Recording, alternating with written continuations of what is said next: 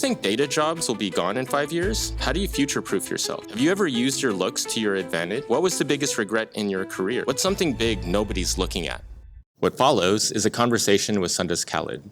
Sundas went from a high school dropout to principal analytics lead at Google Search Ads, literally the engine that powers Google's revenue. She did it the hard way. After 6 years out of school and a life-threatening hospitalization that left her wondering if she'd ever see her kids grow up, she decided to restart her education.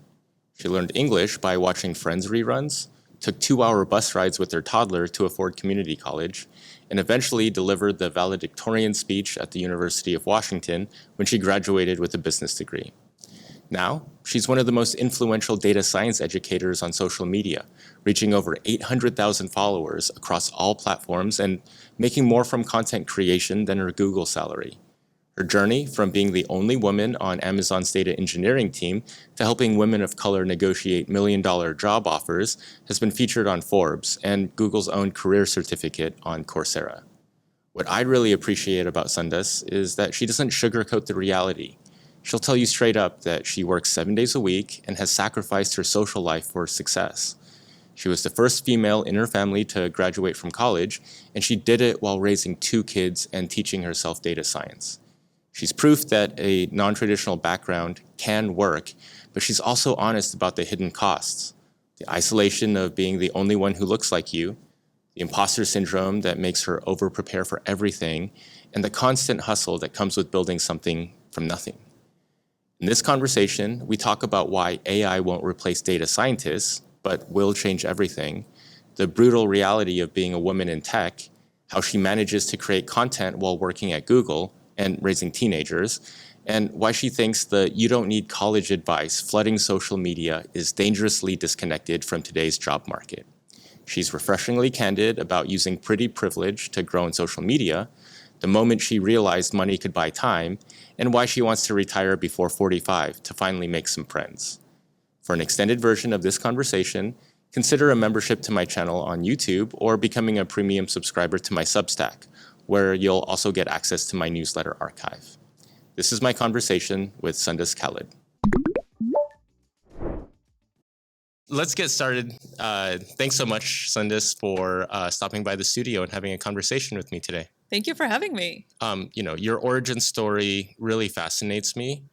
I'd love you to give me a sense of, if your lives can be boiled down to a set of critical moments, what were those for you? That is a very deep question, but I'll try to answer it. The biggest moment for me, if I have to go back and pick one moment, there have been many moments. One moment that literally defined the trajectory for me specifically was when I had my second kid and I got really sick. I was hospitalized and I didn't know if I was going to make it. And I think just being in the hospital alone was like a pivotal moment for me, because at that point I decided, up until that point I was a high school dropout, so I decided that if I ever make it out of here alive, I am going to go back to school, build an identity for myself. And looking back, I can't believe I actually did that. So I would say if there's one big moment, it has to be that one. Oh my God, I had no idea. Do you think if that moment hadn't occurred, obviously your life would be different, but maybe play out what would have happened? Honestly, I don't think anything would have changed, because sometimes when everything is going okay, things are going as they should be, you don't get that extra push. I'm a total believer that everything happens for a reason, including all the bad things that happen to you. Now I look back, I can say that happened to me because this was supposed to happen. That was the triggering point for me to make that change. If that hadn't happened, I think I would still be the high school dropout with a lot more than 6-year gap. So you had your second child. Yeah. And then it was only after your second child did you sort of get your act together, and this was before your tech career and everything. Right. Okay. What's the timing on that? So second child, how many, what was the first step in your tech career from there? Yeah.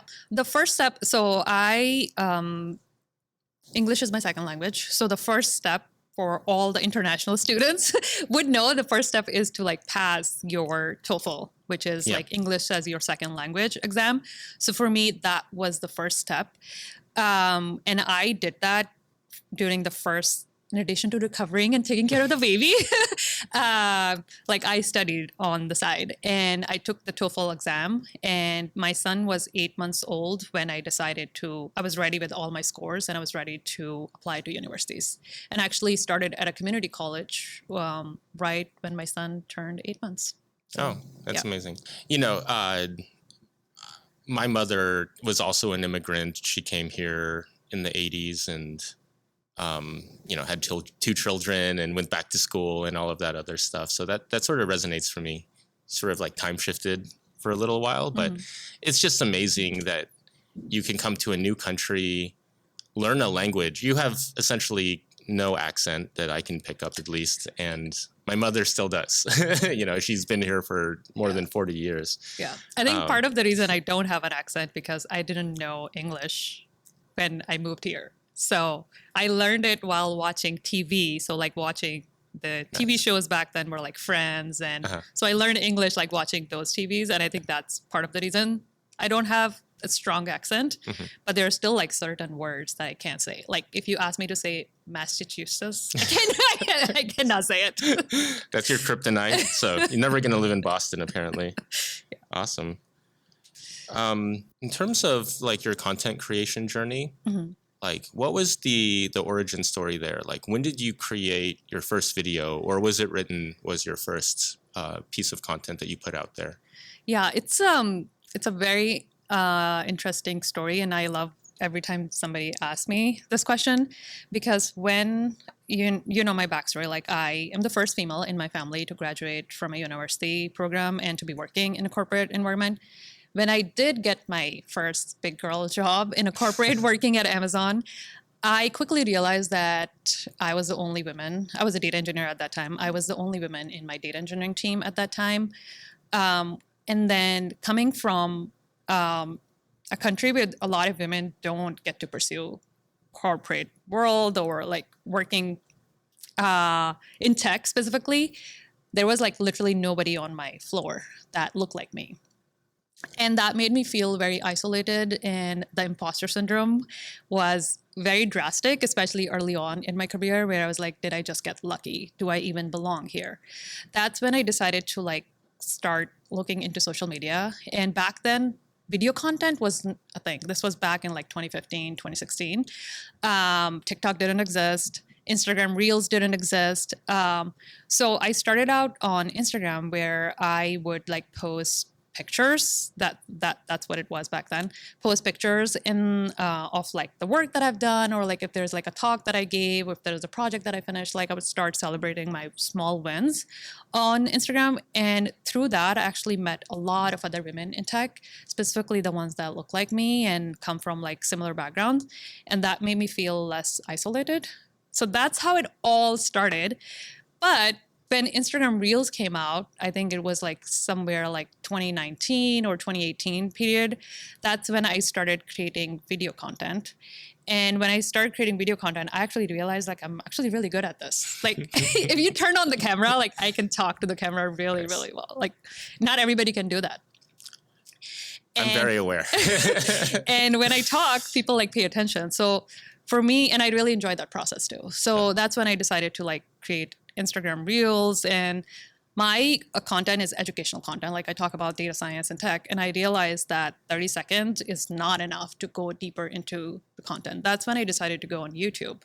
And on YouTube, my first video, which I created, was recorded on a webcam, sitting in my basement that I still record in. It looks much nicer now because I've updated it. But you can see like the first video on my channel is like me recording on a webcam, sitting on my desk in a very dark room. But that video ended up going viral. And the reason was I was telling my story. I had something unique to share. I come from a non-tech background and I'm a self-taught data scientist. And that was very inspirational for a lot of people. And that's when I was like, okay, this is great. I think I should do more of this. You get the idea, like when on YouTube, like you do something that does well, you're like, okay, I should do this again. Oh, there's no other high yeah. that you can get when a piece of content just Yeah, explodes. exactly, especially when you get like 1 out of 10. Yeah, so for people that don't know, YouTube has this metric if you're a creator where you're uploading videos, and it basically tells you what the performance of your most recent upload is. Yeah. So your nightmare is a 10 out of 10. That means it's the worst performing video out of your last 10, and a 1 out of 10, that's the high that we're all chasing, are the 1 out of 10s. Exactly. It's a very emotionally draining process, to say the least. Anyways, so I started doing YouTube, and with YouTube, I was like, I love this way more than everything else. And looks like I am now working full time at Google and doing content on the side. But if you ask me, actually, didn't know that there was potential of like making money from it, but now I actually make more money from my content than I actually make from my full-time job. Nice. How can you do it all, right? So you're a mother. There's still expectations for like keeping house. Yeah. You work at a large tech company. You're creating all this content. You have all these side businesses. Like, I think the regular viewer is at home just sort of just being like, well, I go to work every day and then I come back home and I'm so tired I can't even play video games. Yeah. And so like, there are meals you have to prepare and so like, how do you do that? Yeah, no, I get that. That's like one of the top asked questions from me. And I would say like 3 things: systems, outsourcing, and the people around you. So people are like, I'll start with that. Like my husband, he is an amazing partner. He fully supports me, whether that is like me doing content or like coming here to do recording with you or like traveling somewhere else to do like some Did he drop you off? No, he's working. Okay. So not for this particular thing. I can drive myself. I'm very independent. Okay. But he's like very supportive in the sense like he does like household, like he does the cooking. I don't do the cooking. And I think that really helps. Outsourcing, like I literally have outsourced like from house stuff, like outsourcing cleaning, outsourcing yard work, outsourcing whatever I can. Like I outsource this. Like I buy time with money. Which I think was a big aha moment for me, because you're always coming from a very humble beginnings. Like it's all about like saving. But I had the realization that I can actually do a lot more with my time if I can just outsource this and pay for somebody else to do it. And then the third is like systems in place. So for example, going on like the household stuff, like cooking, we do batch cooking. Like we will cook once a week. And then like that would last us throughout the week. Given your success in the workplace and in tech and also with content creation, at some point you have to sort of trade something that you valued for this other thing that you're working towards. And so like, what were the hidden costs for you? Hidden costs, there are a few, and I can tell you like you cannot have it all. So nobody can have it all, even though like however shiny it may look on social media, like I would say the hidden cost for me has been overworking. Like I work 7 days a week. It's sad. I work 7 days a week. On the days that I'm working, even when I log off of work, I have like content creation work. So I am doing that. But I also have very strict boundaries. Like if I'm going out with my family, my phone is down. I don't do anything on my phone. So having those strict boundaries definitely helps. Otherwise, like your overworking can easily come between your relationships, and that is actually not a good thing. And the second thing I was going to say is like, I don't have a social life. So the hidden cost is very obvious. I don't have any friends that I regularly hang out with. And that's because I don't have time to do that. And in the past, when I used to do that, it's a huge commitment where like somebody's organizing dinner. It's a 1 full day thing. And then for me, 1 full day means like I can do so much other things. So I guess like that's the hidden cost. Well, I guess like my question for you is like, is it worth it? Like you literally don't have friends and you have this sort of like, social media empire. And so like, would you make that trade again? Yes. And I was trying to like gather my thoughts. How I'm gonna sound not greedy. Well, Yeah. I think like right now I am in my peak in the sense like from content creation wise and like work wise. I want to make enough money so I can retire early. I don't want to work when I'm like 45 or 50. Like I don't want to do that. Especially after doing corporate for 10 years. I'm so over it. Well, let's transition over to your job. So you're a principal, is it data analyst? It's the title is analytical lead, principal analytical lead. You're a principal analytical lead at Google. It's a pretty big deal. I think you work on some of the search aspects that are going on. Yeah, I work on Google search ads. So when you search on Google and you look for, let's say, red shoes, and you see, you'll see like two types of ads on search specifically. One is like a text ad. The other one is like the image focused ad, and it would be a picture and we'll say sponsored on top of it. So those are the primary two ad formats that I work on. And before I started my job at Google, I had no idea what advertisement space is, what Google search is, or search spaces in general. And I've been here for the past 5 years and I've learned a lot over the last 5 years. It's a massive space, very fascinating. Well, I mean, that's where Google makes all of its money. So you're just like right in the thick of it. Yeah, it's but yeah, the work that I do is highly impactful in terms of like driving revenue for the business. And I was gonna say one more thing, which I shouldn't. So it's a safety net in the sense, like in the layoff season, like if you are working on a product that makes a lot of money, like you feel secure in the sense that you're not gonna be laid off, but don't hold me on this code because you never know. Yeah, I mean, there's a lot of layoffs based off of performance. I'll put performance in air quotes there. Yeah. And yeah, just all things being equal, somebody working on, search versus somebody working on, Ecobee. I don't know. It's like you're going to choose the search one. That's the cash cow, right? Yeah. And so I think it's just generally a good idea to go where the profit center is. Yeah. I think this was one of the advice that I was given from my mentor very early on when I was deciding between jobs. He told me like pick the job that makes most money. Mm-hmm. And that's like, I didn't understand it back then because layoffs weren't normal, but now I get it. Mm-hmm. I totally get it. Yeah. I heard that you have a love for A/B testing. Yes, I do. Yeah. So we worked at Amazon. There's an overlap when you were there. And so why do you prefer A/B testing over, say, like a one-armed bandit? So it's not preference. So A/B testing is like one type of experiment. One-armed bandit is also great.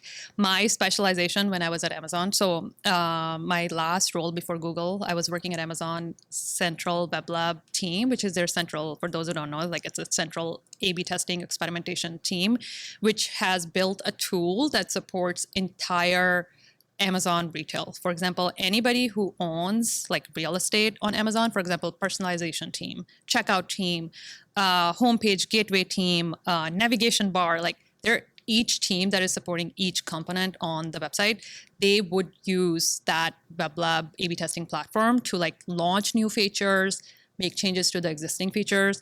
So I was kind of like thrown into it, and the space is very interesting. I don't know if you worked when you were at Amazon, if you ever did like any experimentation work, but it's a very fascinating space. You just don't know like how the users are going to react, and sometimes you're like shocked by the results. For example, some of the experiments that we ran at Amazon, we would just change the font color, and it was just amazing to see like how users end up actually purchasing more based on just the font color change. I think that's super fascinating, but I always had the sense that we were doing too many experiments. Yeah. And so once you realize that there's a lift associated with the font color, then you're like, should we change the size? Should we change like to other colors? Like how many colors are there that we should experiment? We have so much traffic, like everything should be put behind a web app. And so then you end up like experimenting on all these crazy vectors. Yeah. And you might lose sight of this thing where you're trying to nudge the like OPS, right? So like the amount of, how much they're going to spend on all of their stuff. And it's just like, well, why don't you just make a feature? Like you don't A/B test features, like big pieces of functionality, right? Yeah, I think the reason you want to do that is because it's not just about building the feature, it's about maintaining it as well. And there is operational cost associated with developing as well as maintaining a feature. So when you have what A/B testing does, even though you know like it's a good feature that you should be launching, what A/B testing does, it gives you quantifiable impact that you can say like if operational cost is $50,000, we're actually making $200,000 from this feature. So it justifies like continuity of that maintenance of that feature. But I totally get your point. Like there are teams that are overdoing it, especially a company that goes like very aggressive on like experimentation. I have seen it done at Amazon. Like every feature needs to be tested because it needs to be quantified because the PMs need to prove that this feature actually works. And it's not just that. One of the goals of running any experiment is that you identify future experiments. So one experiment gives birth to many more. So it's like a never-ending It's cycle. experiments all the way down. Yeah, so there was actually a program at Amazon that I was part of. It's called the Web Lab Bar Raiser. So I was one of the bar raisers, and I trained a lot of other bar raisers. The idea behind having that bar raiser is to have like checks and balances, because as a team, like if you are working on a checkout team and you're a software engineer, you built a feature and you're a PM for that, you want to launch it. So the idea is that every web lab should have a bar raiser, which is an external party, similar to like interviews. Like in interviews, we have bar raiser at Amazon. So you have an external bar raiser who is basically looking at your experiment and basically blessing it as a like that person doesn't get anything out of this feature. So there are checks and balances in place that make sure like that is not happening. Like otherwise, like things will just go crazy. So, and you don't want to do that. So, but yeah, like all good things have associated bad things with it. So that's the case with the experimentation in general, but it's better than not knowing. It's better than like just launching the feature by itself. You know, I'm a software guy, so obviously adjacent, but still in tech. And so I read a statistic that was basically like 90% of all data that's ever been created was created within the last year or 2 years or something like that. Which kind of blew my mind. So we're drowning in all of this data. Cool, we need data folks to help us interpret it and find insights. Yeah. But on the other side of that is AI, right? Which also deals with a ton of data, and so like who's going to win? Like the humans or like the LLMs that are coming in? My selfish opinion is that humans are going to win. I know this was like one of your questions later on, but like I totally think that LLMs are overhyped. In the sense, like one extreme example I would give you is that LLMs can do all the good work, but they cannot do great work.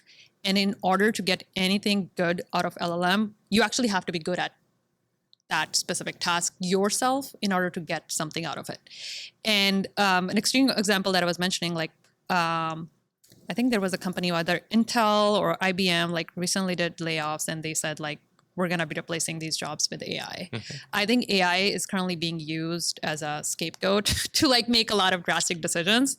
And some opinions are shared on the internet by people who are creating AI. So their job is to create the hype, create the news headline. So I always take like these headlines and these commentary with a grain of salt, because as a AI practitioner, like who uses LLMs in like day-to-day basis, like they're not there. They will get there to some extent, but they are not going to replace a human who has similar skills. Yeah, I think of it like AI is really good at doing the 80% or the 95%. These numbers are popping up just sort of randomly during this interview. Yeah. But they're really good at doing the vast majority of the work, and that work tends to be grunt work. But my take right now is the scaling laws aren't necessarily continuing on that trajectory. Yeah. And so that last 20%, 15%, 5%, whatever it is, I think the way that it works, and we've seen it in technology for as long as technology has been around, like that 20%, 15%, 5% just turns into the new 100%. Yeah, I think like one of the conversations that we had last week was like AI startups, like how AI has enabled so many startups. And I was thinking about it. I'm like, yeah, that is so true. Like there was like a project that was built using vibe coding and it's currently like worth billions of dollars. It was in the news. Somebody sold this a startup that they built using vibe coding. Mm-hmm. But as somebody who has worked in big tech, I think maybe AI works at smaller scale, like you were saying, like building a startup.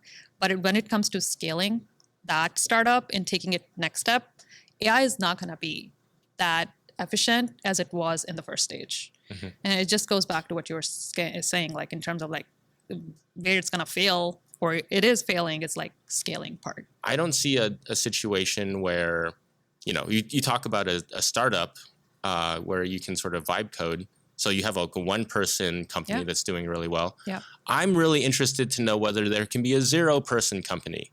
Like that's the bar for me. If there's a zero-person company, so basically the prompt is like, hey, go make me a ton of money. Yeah. And then like, just here's my bank account information, go deposit all of the money there. Yeah. And that's when I'm going to be like, oh, this AI stuff is really real. If you still need a human in the loop to do the important stuff, and with all this agentic stuff, like when there's an agent that basically said, you basically tell it like, hey, go make me a ton of money, and it goes and does it. That's when I think like society is going to change fundamentally. Otherwise, I think what we're talking about is sort of like a marginal increase in productivity. Yeah. Right. So the startup that we're talking about, so like if it's, let's say a PM was creating that startup, historically they would need a software engineer to like build the product, build a website and whatnot.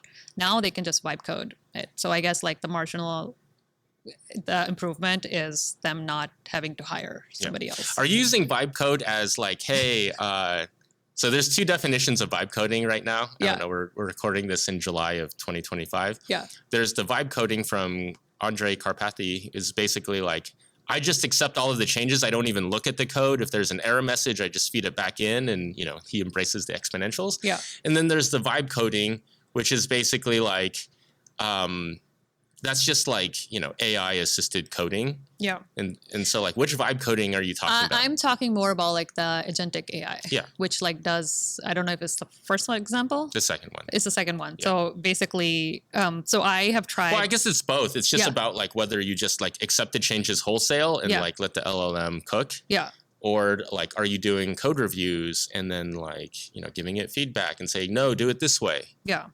Yeah, I'm talking more about like the agentic AI where it does end-to-end on its own. Like I was using Claude 4, the Opus 4 to like build a live dashboard using some data that I had on my computer. I just uploaded the data, gave it the task, and it literally built a machine learning model that predicts sales based on the historical data. And then it shows it in a live dashboard.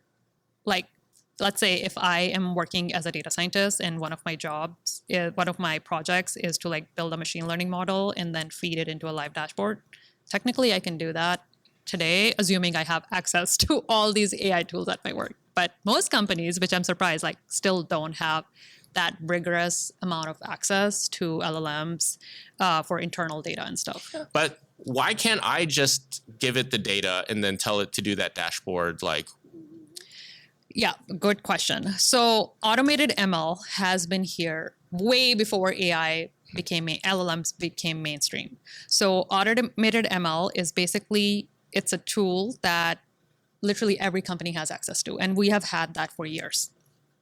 You have automated ML, you import your data, you define what features to use in your like a regression model or predictive model, whatever you're doing.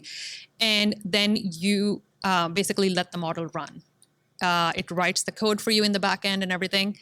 And then it creates an output. That output could be telling you multiple things. In order to read that output and to validate the model, if the model is working the way it should be, somebody who has done it by hand and knows how to do it by hand can only figure out if this is the correct output or if this model needs to be updated with additional changes. Similarly, with the agentic AI, if I can input everything, but the output that it's giving, if it's not making sense, then I need to go back to square one or like at least a few steps back and I need to make modifications to make sure that whatever I'm getting out of the model is actually accurate. So that's where I was saying, like, you need to actually know how to do the job to actually do the job. So like the interpretation of the results. Yes. You just won't know whether it did the right thing or the wrong thing or what to look for. Is that a temporary thing? Or is that a forever thing?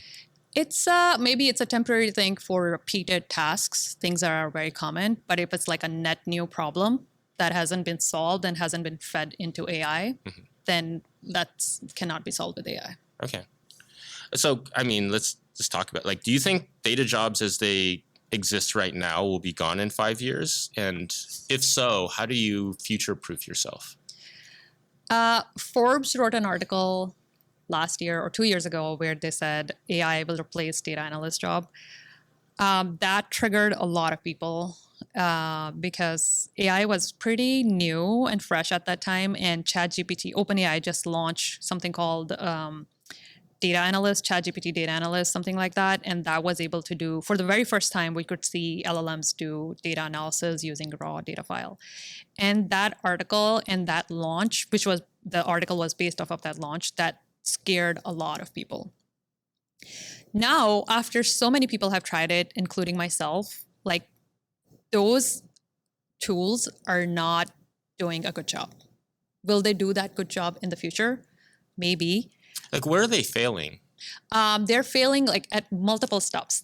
The first step of any data analysis project is to identify, first of all, what data sources to use, which AI is not even there yet. How to source that data, like where you like write your SQL scripts after you have identified which tables to use, getting permissions, like that's especially relevant in big tech companies. But then the main step that everybody is seeing it fail, because the first three things are not relevant because we already have created a file that we want to use, is like cleaning the data. Like, it's not able to like clean the data very accurately, and the summarization, like, I mean, I would say like the summarization is pretty neat, but like the data cleaning part is where like a lot of these tools end up getting stuck. Or even if they pass that, they're like still missing steps in like the data cleaning part of it. One thing that I'm noticing is that these companies are sort of focusing on specific domains and really trying to put a bunch of effort, like research effort, into those coding being one that I think is just sort of getting an outsized amount of attention from the big AI players. And part of me wonders is that they haven't focused on the data side of it, cleaning, interpretation of the results, sourcing, all of that stuff?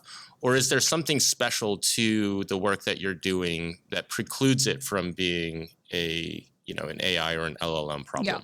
Yeah. I think the part that would not be automated, and we're going back to your question, like the data analyst and data jobs in general, the amount of time that as a data person I have to talk to other teams, other humans that are all like spread out, because there is a lot of like business context that goes into any data analysis that cannot be fully fed into LLM.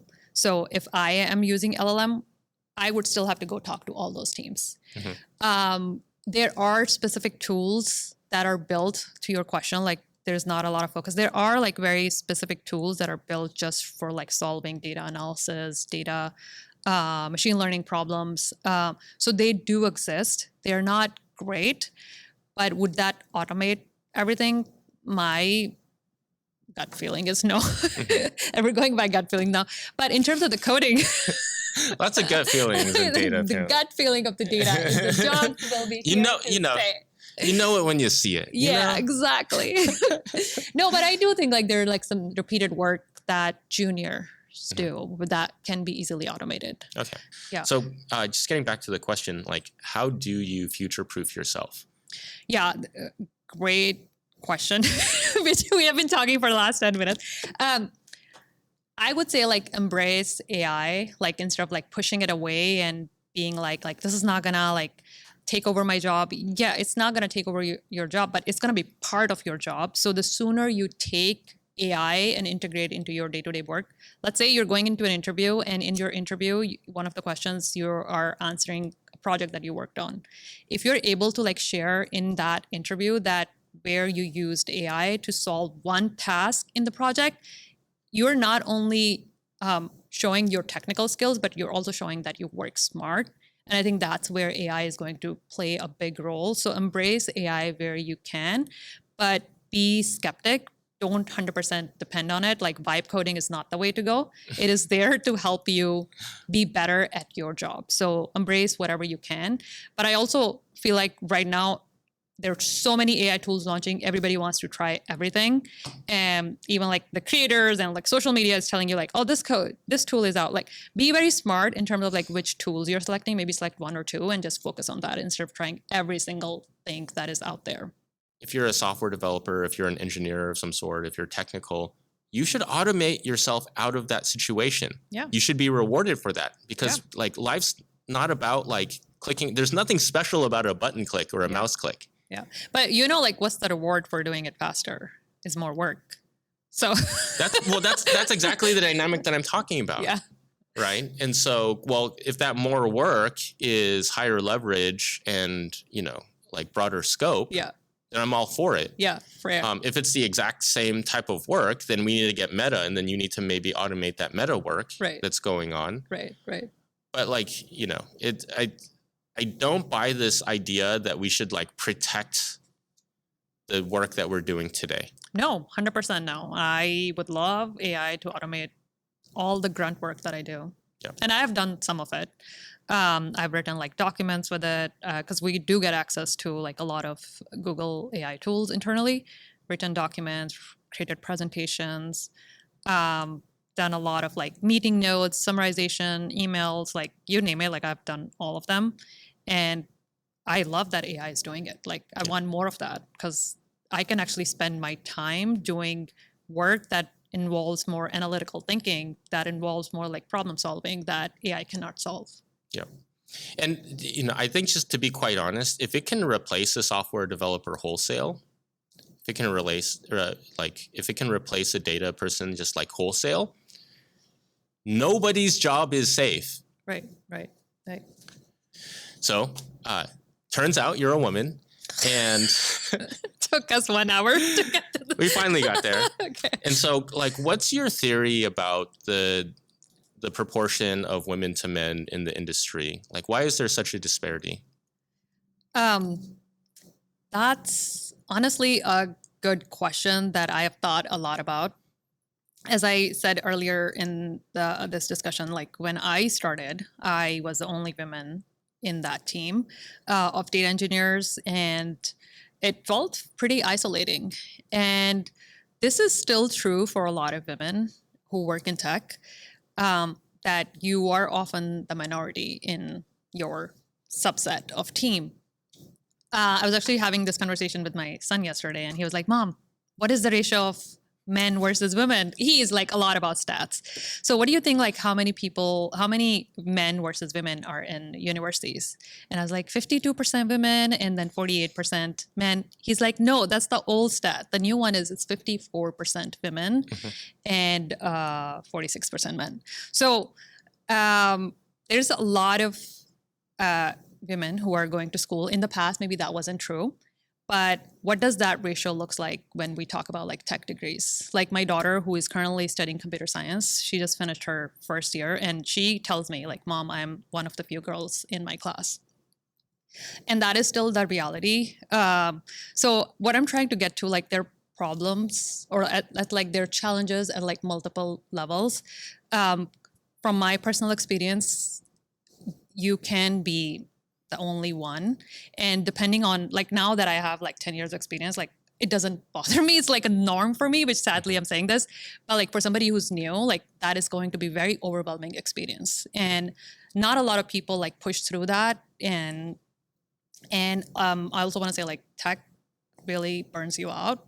And especially when you get into your career, like as mothers, you want to have, like when you're having kid and your priorities are like, now you have multiple priorities. So it becomes very challenging to like manage everything. So I guess like what I'm trying to get to, like, it's not just one simple problem that is there that we can solve and say like, oh, now we're going to have more women in tech. like there are problems at multiple layers, that challenges that need to, maybe we'll, in like 20 years from now, we'll get there. But problems exist at all layers of this pipeline that we're talking about. I know it's not your problem to fix. Yeah. But it was at some point. Story time when I was at Amazon. Very spicy story. When I was at Amazon, I have not told this story a lot of places. This is original content. When I was at Amazon, I was part of this because, like I was the only woman, and I was like, okay, I need to do something. Like I need to like do a lot more work for like women in tech, and like I became part of this council for like that was working for women in tech in my org, and a lot of our focus was retention. And we put together like Amazon is notorious for like 6-pager, so we put together a 6-pager document. First of all, like the first problem in that committee was it was all women. So on top of doing our day job, we had another job, which was to like solve this problem that technically everybody should be solving. And then our directors, which was all men, we had to pitch the 6-pager, and we presented in that meeting because the end of it, we were going to get approval or disapproval for the budget for the projects that we had listed in the document. And one of the directors was like, this is a pipeline problem. We cannot solve this. And we did not get funding for that work that we had listed out in that. Sorry, by him saying it was a pipeline problem, he was saying like in school. He was saying in school there's not a lot of women to like recruit, and that's why we cannot solve this within Amazon, because it's a pipeline problem. It needs to be fixed at school and not within Amazon. But our work was more focused on retention, like how do we keep the existing diversity that we have within the org.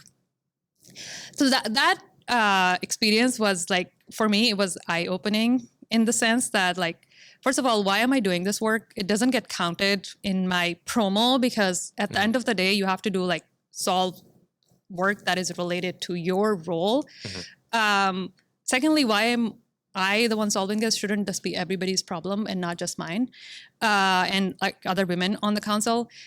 Then going into Google, I saw a huge shift in the culture in the sense, and this is going to sound so bad, but like Google, everybody is responsible for leading the diversity, equity, inclusion efforts. And that's something that I really, really, really appreciate and love. Like I don't have, as a woman, I don't have to be in charge of solving this problem. Everybody is taking their, playing their part and like contributing whatever way they can.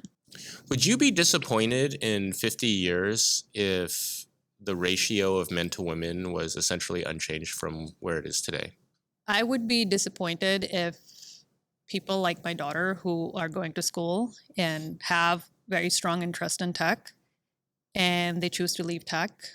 I think that would be very disappointing in the sense that they are leaving, but men are not leaving. So like there's something that is specific to their experience that they're not happy. Do you think that, do you think that's something that is, when we can talk about anecdata, which is your daughter. Yeah. But we can also talk about your daughter's daughter. Yeah. Like, will it be fixed by then? I'm not sure. It's a hard problem. It's not an easy problem. If it was easy, it would have been solved by now. So there's something going. Okay, let's shift over to content creation and maybe something that's a little bit adjacent. You know, I'm really small on Instagram. Go follow me on Instagram. But go follow Steve on Instagram. You're like the Instagram queen, I feel like. My feed is just filled with like attractive women in tech for some reason. On the coattails of this conversation of women, like, have you ever used your looks to your advantage? Honestly, there's something called pretty privilege, and there's also something called skinny privilege. I've never heard of skinny privilege.